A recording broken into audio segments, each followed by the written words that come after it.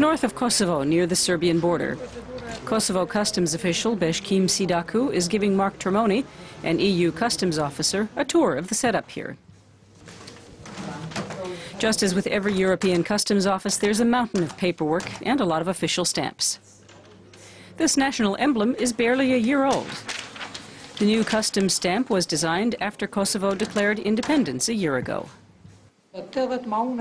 We average about 80 trucks here per day. They come from Serbia, many from EU countries, and from Croatia and Bosnia. The customs operations run smoothly. Concerning the procedures, concerning the documents, especially the risk management procedure, we can say that the Kosovo customs during the last years has reached a very high level of compatibility with EU procedures. For several years, the UN provided training to Kosovo authorities in the former protectorate. Now, the Kosovo authorities have been joined by an EU service called EULEX, which is supporting the police, judiciary, and customs services here. The idea sounds workable: an independent Kosovo with its own police and customs services and support from their European friends. But the reality behind the scenes is far more complex. The largest smuggler's paradise in Europe is just a stone's throw from the customs station. The north of Kosovo, near the Serbian border. Late February 2008, at the border station. The station was attacked by a crowd of Serbs who opposed the unilateral declaration of independence in the former Serbian province of Kosovo.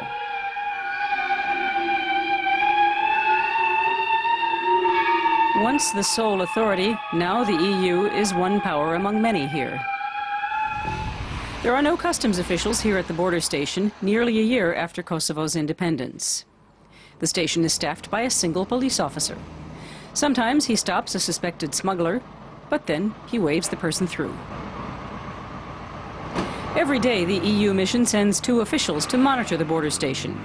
The officials usually stay in the booth out of concern that the station may come under attack again by Serbian protesters.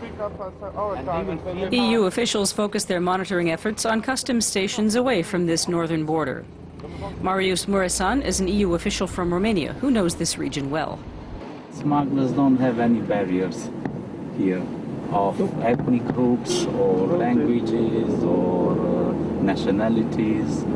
They just do smuggling. All kinds of fuel, all different types of fuel.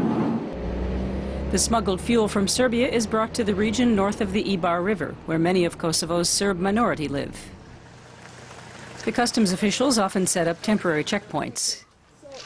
We head for another customs station on the Ibar River just past a NATO-led KFOR peacekeeping post.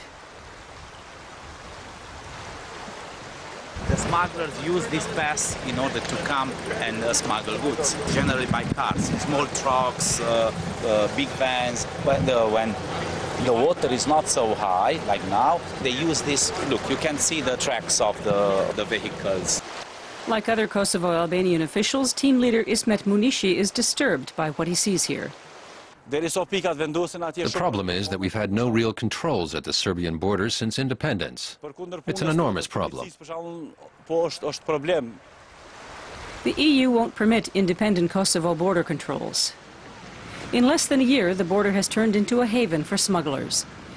The northern city of Mitrovica, which is divided between Serbs and ethnic Albanians, is its capital. On the other side of the bridge, the Serbian minority refuses to recognize the Kosovo state declared by the Albanians a year ago. The Kosovo laws hold no sway, and most of the EU rejects Serbian law for the independent Kosovo state.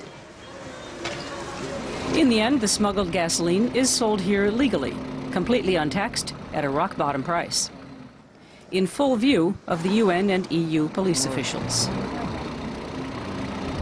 No one here, not NATO or the Serbian government, wants to take responsibility for Europe's largest smuggler's paradise here in the north of independent Kosovo.